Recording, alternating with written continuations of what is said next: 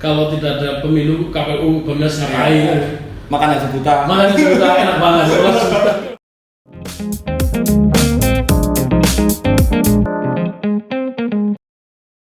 Selamat datang di acara Ngodemas, Ngobrol Demokrasi KPU Kabupaten Banyumas. Pada sesi ini kita akan ngobrol dengan Ketua KPU Kabupaten Banyumas, Bapak Imam Arief Setiadi MSI. Beliau sudah hadir di sini. Selamat siang, Pak Ketua. Selamat siang, Mas Wan. Ya, ketemu lagi Pak Ketua. Siap. Kita ngode, Mas. Harus ngode. Ya. Kita pengen ngobrol sebetulnya Pak Ketua, soal-soal dinamika, kemudian kelembagaan dan demokrasi di Kabupaten Banyumas. Dan sebetulnya banyak hal yang kita ingin obrolkan selain yang tugas pokok ketua KPU, kemudian banyak hal yang terkait dengan isu ini. Oke, siap. Ya. Yang pertama Ketua, ini kita menyediakan kopi, silahkan kalau Pak Ketua. Kasih Pak. Oke, yang pertama Ketua, ini mungkin Pak Ketua sudah 7 tahun lah ya. Nah, sebetulnya orang pengen tahu sebenarnya enak nggak sih jadi anggota KPU tuh? Enak enggak ya? Kalau saya merasa nyaman saja, asik-asik saja sih. Karena kalau saya rasa kerja di KPU imam banget lah. Imam banget. Kalau imam banget hanya saya tahu, hanya sesuai dengan selera saya, sesuai dengan hobi saya, sesuai dengan ekspektasi saya. Sebenarnya enak jadi politisi atau jadi penyelenggara pemilu? Saya. Ya. Politisi atau penyelenggara pemilu? Saat ini kita nikmatnya adalah hari ini kita nikmatnya penyelenggara pemilu. Ya. Melihat background Pak Imam kan dulu PNS ya, kemudian apa sih mendorong Pak Imam misalnya? PNS kan sudah nyaman, apalagi di debat sudah tukin ya Pak. Kenapa mau-maunya jadi anggota KPU? Yang kita tahu misalnya di wilayah Banyumas yang terkenal dengan katakanlah wilayah yang spot gitu ya, yang sumbu pendek gitu, itu mau jadi terlibat jadi penyelenggara pemilu. Oke, gini Mas Suman dan seluruh Kabupaten Banyumas. Memang betul saya sebelum di KPU adalah PNS sebagai penyuluh agama, ustadz lah. Ketika saya sebelum PNS saya aktif di Ormas, Fatwa Sosial Aktivis. Saya merasa bahwa perubahan sebuah kelompok masyarakat, dalam hal ini perubahan masyarakat, perubahan kesejahteraan rakyat atau peningkatan kualitas kesejahteraan rakyat itu sedikit banyak, malah kalau saya hari ini berkeyakinan porsinya banyak disebabkan oleh proses pemilu, oleh hasil pemilu. Konkretnya gini Mas, saya ikhtiar saya kalau bicara nyaman PNS, tetapi saya punya impian bagaimana agar Indonesia lebih maju, lebih sejahtera masyarakatnya, dan prosesnya melalui apa? Hasil perjalanan dialog dengan masyarakat. Kalau bahasa kan seperti itu alam ya. Itu menemukan bahwa jalannya adalah lewat pemilu. Dengan pemilu yang lebih baik, penyelenggara pemilu lebih baik, perilaku pemilih lebih baik, lalu partai politik lebih baik, maka menghasilkan output ya, hasil pemilu yang baik, yakni pemimpin yang berkualitas, pemimpin yang pro rakyat, yang memikirkan rakyat. Ikhtiar saya adalah salah satunya adalah dengan masuk KPU itu ingin merubah kualitas demokrasi dan kualitas pemilu yang lebih baik. Oke, sekarang gini Pak Ketua, misalnya di pemilu kan ada elemen, ada pemilih, kemudian ada kandidat, kemudian penyelenggara di tengah seperti itu. Apakah bisa misalnya karena penyelenggara pemilu kan bagian kecil, hanya bagian kecil saja, atau bahkan mungkin orang menganggap hanya sekedar panitia kecil gitu, tapi harapannya terlalu besar itu Pak Ketua. Itu responnya gimana? Kan kalau menurut saya posisi strategis penyelenggara Mas. Kita selalu penyelenggara itu bisa bersama dengan pemilih bisa bersama dengan partai politik dan bisa bersama dua-duanya. Yang ingin kami sampaikan adalah terkait dengan penyelenggara, kita yang penting pertama integritas profesional. Lalu yang kedua, kita semata-mata ini ibadah, ini untuk kepentingan bangsa dan negara. Setelah itu kita ajak masyarakat, ajak partai politik untuk bersama-sama meningkatkan kualitas demokrasi dan kualitas pemilu. Ini tugas penyelenggara juga sebenarnya. Sehingga jangan dimaknai penyelenggara hanya fungsi administratif saja. Kalau saya menamai lebih dari itu, Mas. Ada beban lebih untuk meningkatkan kualitas demokrasi. Tetapi kalau ngomong hanya bebannya di KPU atau penyelenggara, salah. Ini harusnya menjadi pemikiran semua kelompok masyarakat, partai politik, masyarakat, akademisi, komunitas, dan semua gotong royong untuk meningkatkan kualitas demokrasi. Oke, ini pertanyaan selanjutnya Ketua, ini terkait dengan tadi yang disampaikan Ketua kan luar biasa, ini cita-cita besar, dan memang dari secara tersurat tadi menyampaikan bahwa demokrasi kita sedang ada masalah, gitu. Atau dengan kata lain misalnya memang ada tugas-tugas yang harus dilaksanakan. Nah, kita memandang dalam posisi yang agak makro misalnya soal demokrasi. Kita kembali soal pemilu hanyalah salah satu alat atau hanya salah satu bata dalam bangunan demokrasi besar. Nah, ketika memperbaiki hanya satu bata tadi, karena pasti kan ketuanya misalnya soal kewenangannya soal penyelenggaraan pemilu, tetapi demokrasi yang besar itu jauh lebih bermasalah misalnya.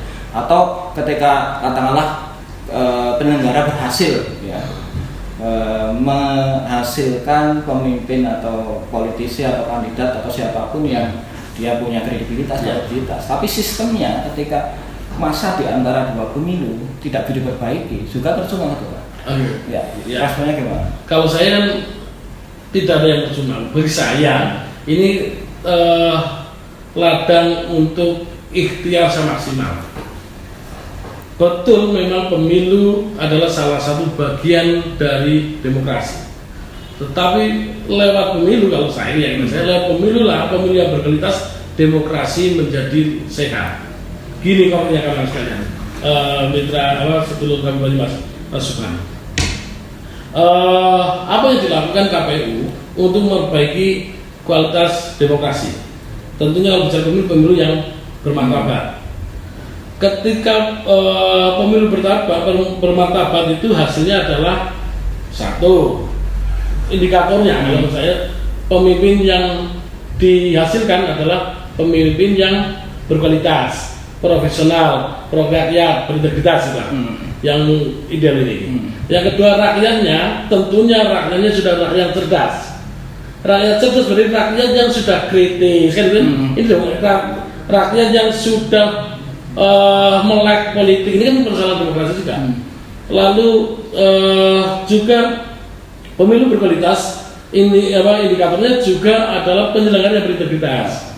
Lalu lembaga yang lain yang kayak media massa, juga media massa yang lebih demokratis ya.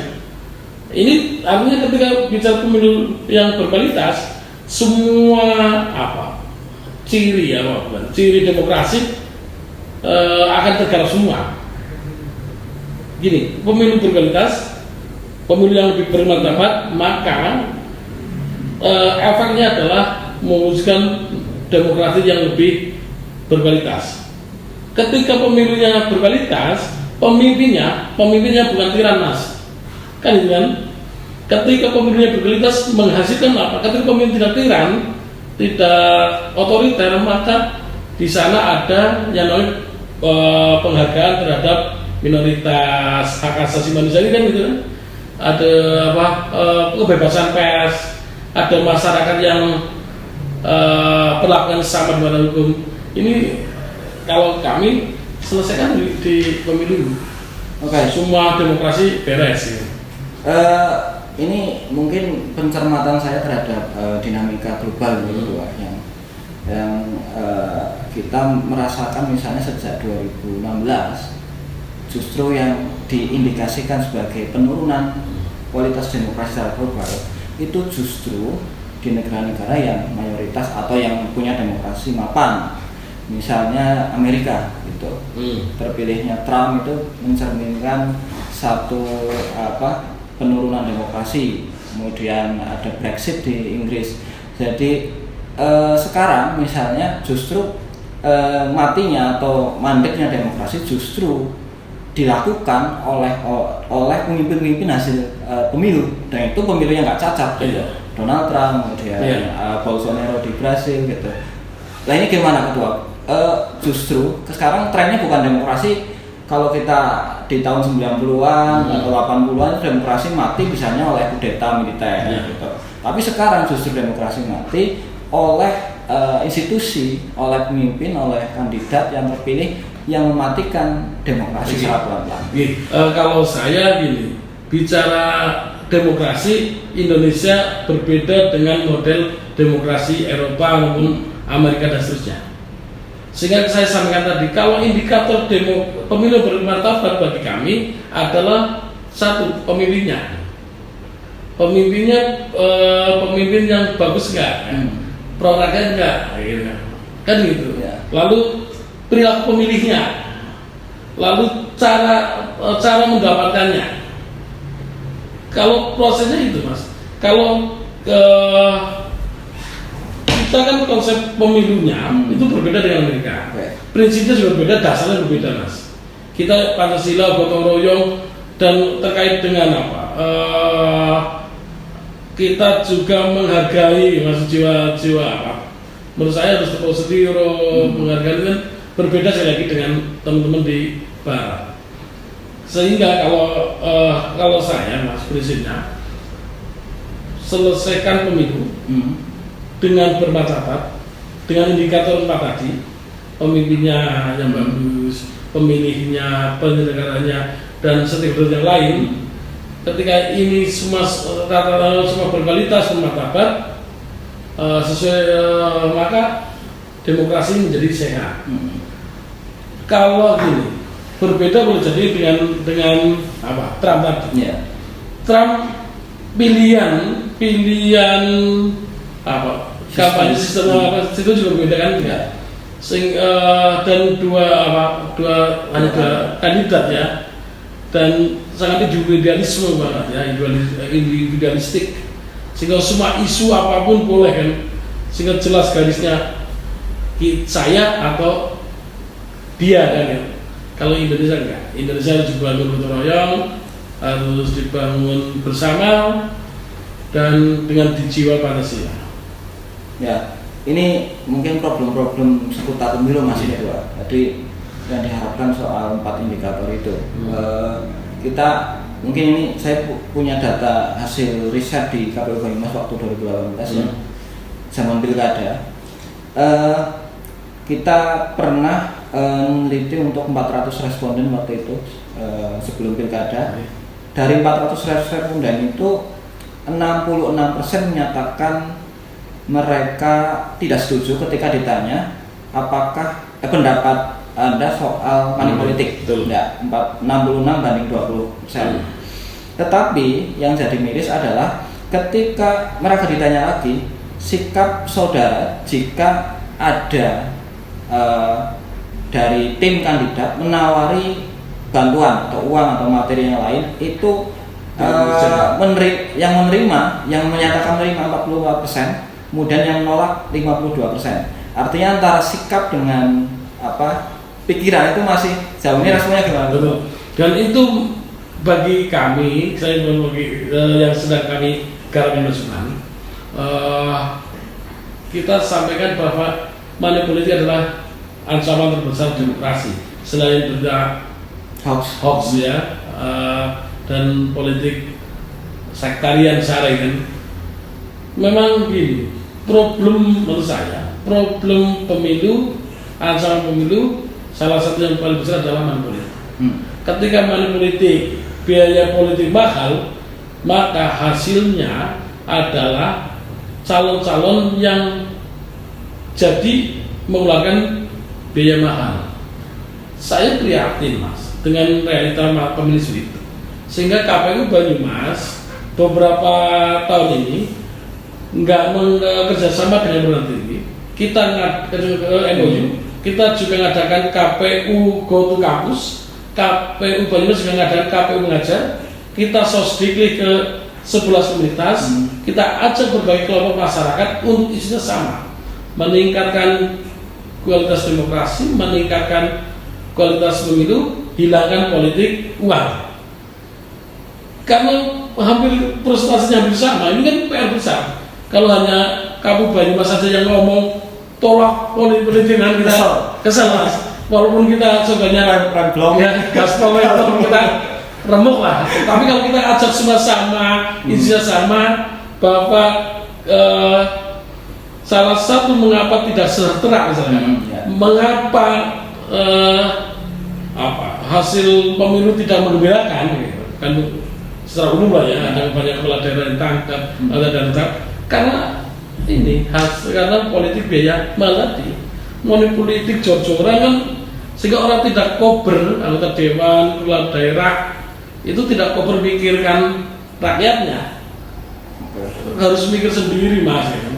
Cuma gini Ketua, kemarin misalnya ada orang yang dia merasa memang dia nggak punya uang, kemudian dia merasa punya kapasitas dari sisi rekam jejaknya, tapi regulasi KPU waktu itu istilahnya melegitimasi untuk uang saku, ya kalau tidak keliru sesuai dengan standar di daerahnya.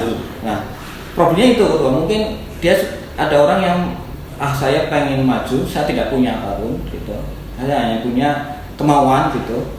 Tapi kemudian ketika dihadapkan pas pada saat mulai kampanye, orang datang silakan ada kampanye tertutup atau kampanye terbatas, tapi ketika KPU meregulasi untuk ada katakanlah boleh untuk uang saku dengan 50.000 saja, misalnya undang orang 500, ada orang 100 sudah sekian puluh juta, sudah sekian juta, itu problem sendiri tuh. Itu kan KPU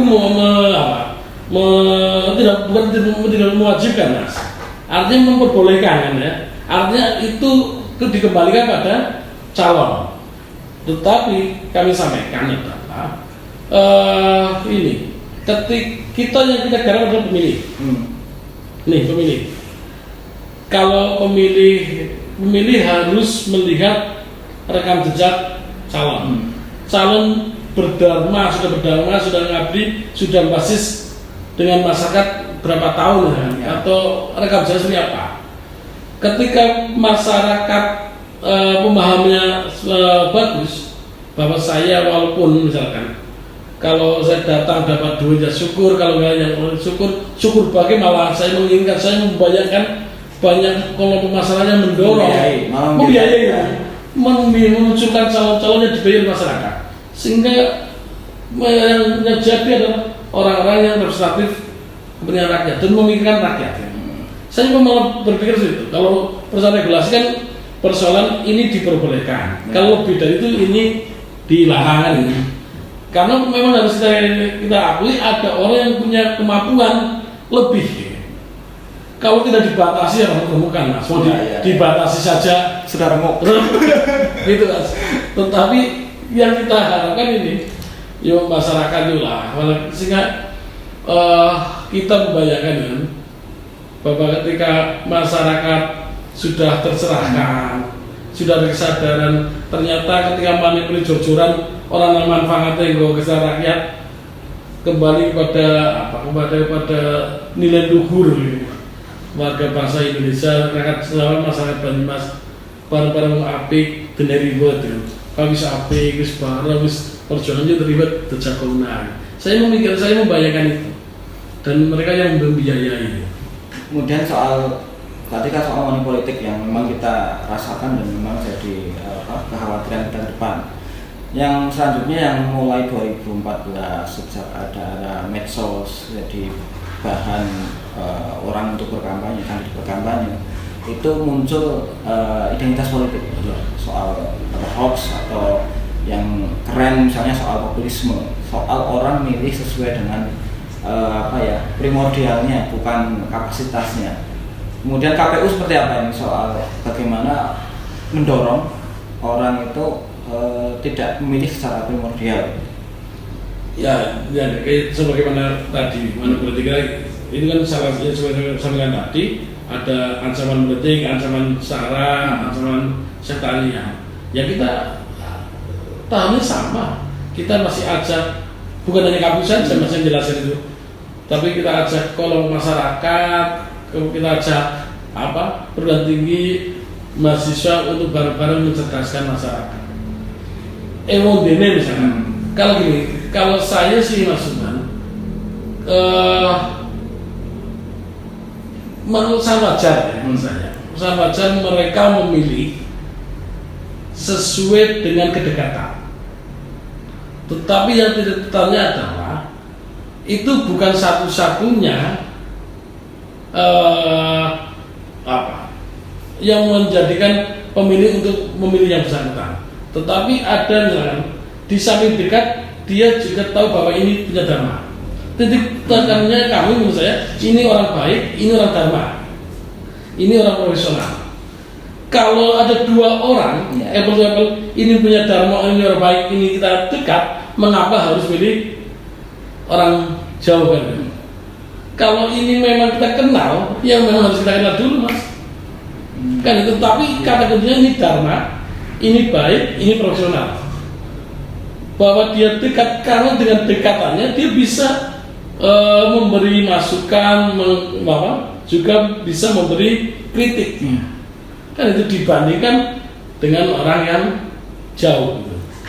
Tapi kalau misalnya soal tadi dua problem itu kan harus diakui ketua, kalau misalnya ada money politik, ada penggorengan isu sara, itu meningkatkan partisipasi ketua. Ya, memang tetapi tidaklah bagus buat hasil pemilu Mas. Kan sesuai dilematis memang. Ya. Ini kalau tentu penyelenggara iki bicara partisipasi atau bicara tentang kualitas. Kalau saya meyakini saat ini partisipasi penyelenggara proses pemilu, peserta awal pemilih dan LPS sudah sangat bagus lah. Kalau dibandingkan periode yang lalu kita sudah naik, dan tinggal bicaranya bukan hasil lagi tapi kualitas demokrasi. Kita dorong sana. Ketika semua diingatkan diingatkan untuk meningkatkan kualitas demokrasi, datang ke TPS. Bahkan kita itu sampaikan dulu Mas, orang baik harus berani terjun politik. Orang baik harus memilih. Kalau orang baik tidak memilih, maka boleh jadi orang yang tidak baik yang memilih gitu. Kan itu Mas. Yang ketika orang tidak baik yang memilih, yang dipilih, maka wajah politiknya menjadi tidak baik. Itu kita dorong itu. Dan menurut saya sampaikan bahkan Mas, pilihan itu bagi kami kita sampaikan ke masyarakat, ini persoalan ibadah yang pertanggungjawabannya sampai akhirat Mas. Ketika Anda orang baik memilih orang baik dan orang baik ini jadi dan memberi kebijakan yang penuh kebajikan, maka Anda dapat pahala jariah. Seperti apa? Bahasanya apa? Ya kalau kita kan nyampaikan sebagaimana kisahnya Ibrahim dan Nabi Ibrahim atau dibakar kan, ada ampun. Itu kalau kita sampaikan ini persoalan pahala, tetapi menjadi masalah dosa jariah ketika kita tahu yang kita pilih orang tidak baik. Orang tidak baik ini terpilih dan menjadi pemimpin, melahirkan kebijakan tidak baik, maka kita dapat dosa jariah. Tetapi bagaimana Mas Iman? Paling ketika yang kita pilih ini orang baik, terpilih kita pilih dan jadi, maka kita sudah terhindar dari dosa jariah. Tapi kalau kita memilih yang kita anggap baik, kemudian dia malah berbuat fasik gitu misalnya. Ini udah ikhtiar. Maka tugas kita adalah mendoakan, mengawal dengan doa. Mengapa kita doa juga kita harus memberi nasihat, mengingatkan kita, tetapi kita udah ikhtiarnya seperti itu kan, urusan perubahan itu kan urusan ini kayak jadi tausiah ya. Oh iya. Kan mengingatkan. Kelompok jalur ada jelas. Oke, medang dulu tuh Mas. Tadi kan kalau kita menarik soal misalnya ketua ingin menanamkan penyelenggara pemilu tidak seperti punya ideologi gitu dengan menyelenggarakan apa semacam seperti Model Mas pada kesempatan ini.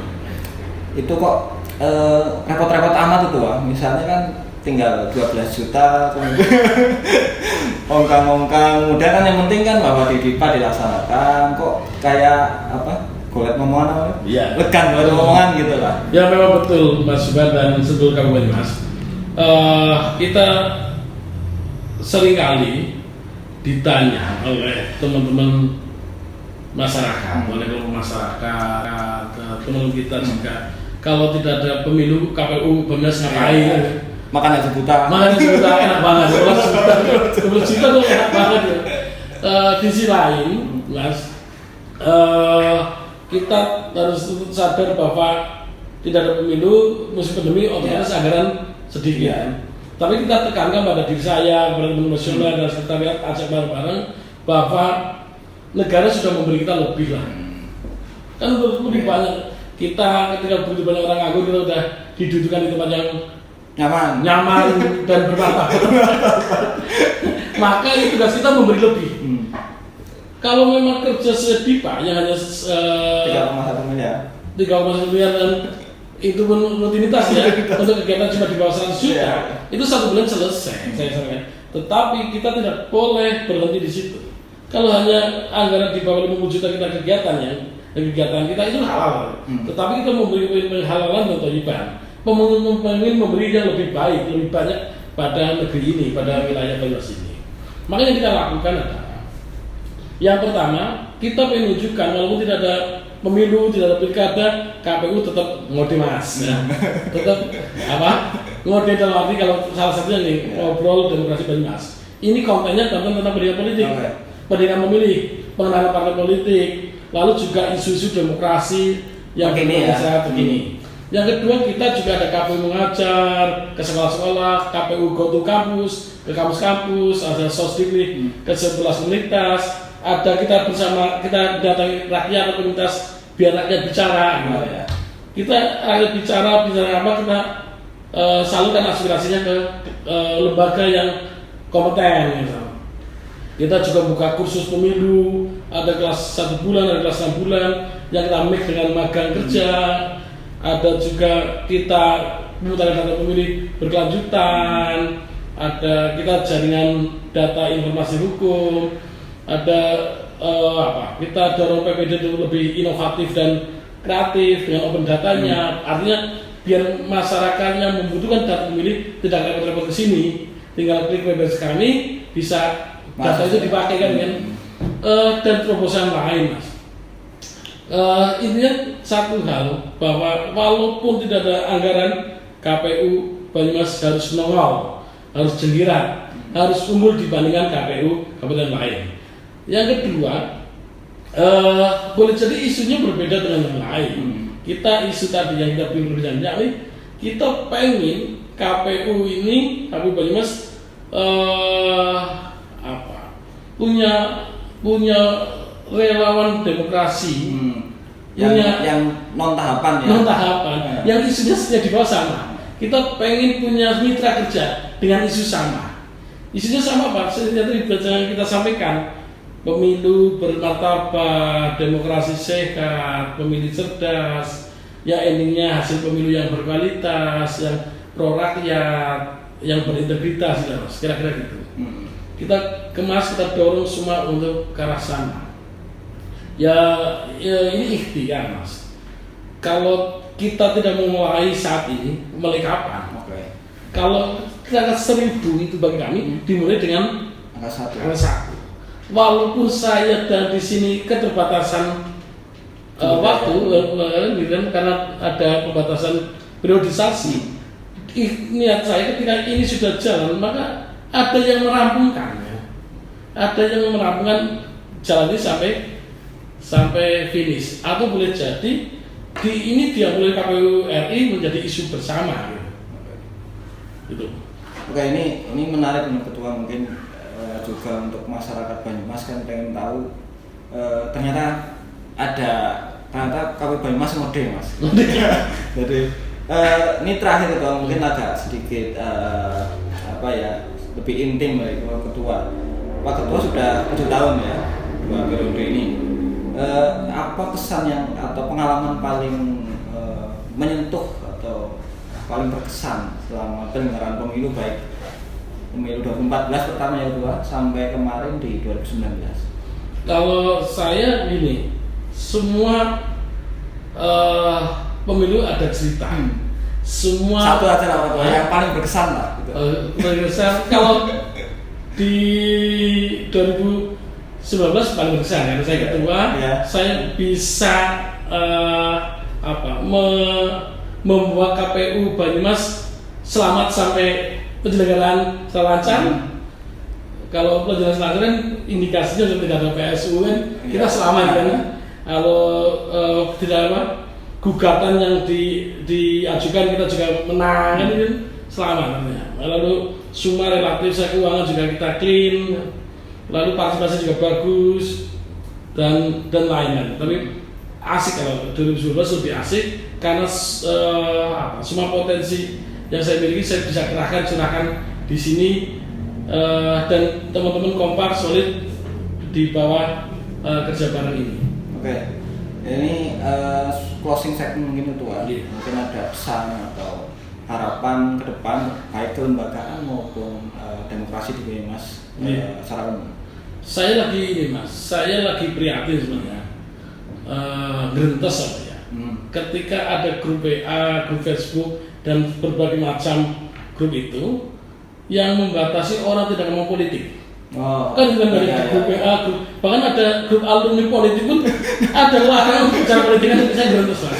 Bagi mereka politik itu jahat, kotor. Saya sampaikan politik itu baik, Mas. Politik baik karena politik itu kan persoalan seni untuk menjaga rakyat. Kan dengan politik baik menjadi tidak baik ketika orang baik tidak terlibat di politik. Menjadi tidak baik ketika orang baik memilih dan mempersilahkan orang tidak baik masuk di politik. Maka saya katakan politik baik harus memperolehnya dengan baik dan dijalankan dengan baik juga. Sehingga saya beberapa di komunitas termasuk di Pramuka kemarin saya mutar itu, saya sampaikan para pramuka, orang dan berbagai macam kelompok masyarakat, orang baik yuk bareng-bareng ke politik, ikut proses politik, dudukan orang baik menjadi pemimpin di sana, gitu Mas. Pemimpin politik baik, prosesnya harus baik dan dijalankan dengan baik dan untuk kebaikan masyarakat. Mau jadi penyelenggara pemilu apa jadi politisi? Saat ini nikmati. Terima kasih Ketua. Udah ngobrol panjang soal demokrasi di Banyumas. Kita ketemu lagi di sesi yang lain. Oke, siap. Selamat siang Ketua, terima kasih. Sama-sama. Oke, saudara KPU Banyumas, jangan lupa share, komen, dan like dan tunggu sesi-sesi selanjutnya. Terima kasih.